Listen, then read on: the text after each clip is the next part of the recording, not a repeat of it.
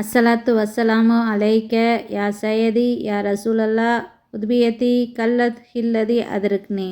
பிஸ்மில்லாஹிர்ரஹ்மானிர்ரஹீம். அல்லாஹ்வின் திருநாமங்களில் ஒன்று அல் ஸாஹிர். பொருள் பகிரங்கமானவன். அவனுடைய இருப்பு வெளிப்படையானது. அனைத்து படைப்புகளிலும் வெளிப்படுத்துகிறான். அல் ஸாஹிர் தனித்துவமானவன் மற்றும் வெளிப்படையானவன். அவனே அனைத்து படைப்புகளுக்கும் உதவி அடக்கி ஆள்பவன். அனைவரையும் ஆதரித்து என்றும் உயர்ந்த நிலையை பெறுபவன். அல்லாஹ்வின் படைப்பை பற்றி அல் குர்ஆனில் அத்தியாயம் 56 வெளிப்படுத்தியிருக்கிறான். அவனே அனைத்தையும் உருவாக்கி மரணத்தையும் விதித்துள்ளான். அவனே உண்மையான உதவியாளன். நாம் விதைக்கும் விதைகளையும் வளர வைத்து அவன் நினைத்தால் உலர்ந்த குப்பைகளாக ஆக்கிவிடுவான். மேகங்களிலிருந்து மழையை வழங்கி தண்ணீரை வழங்குகிறான். உணவு, உடை, காற்று மற்றும் அனைத்தையும் நமக்கு வழங்குகிறான்.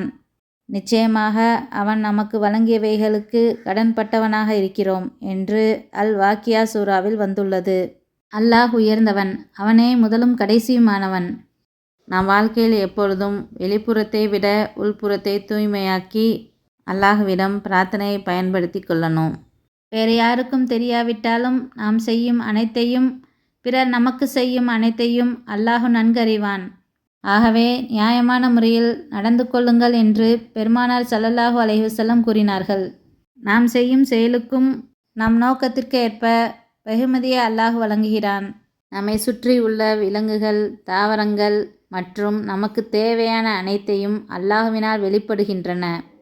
அல் ஸாஹிர் என்று 500 தடவை இஷ்ராக் தொழுகைக்கு பிறகு ஓதி வந்தால் கண்களிலும் இதயத்திலும் ஒளி உண்டாகும்.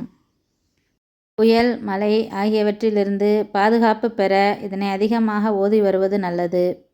இதனை அதிகமாக ஓதுபவரின் தேவைகளை அல்லாஹ் நிறைவேற்றுவான். இவ்வாறு அல்லாஹ்வின் திருநாமங்களின் பொருள் உணர்ந்து துவா செய்து பயனடையலாம். அஸ்ஸலாமு அலைக்கும் வரஹ்மத்துல்லாஹி பரகாத்துஹு.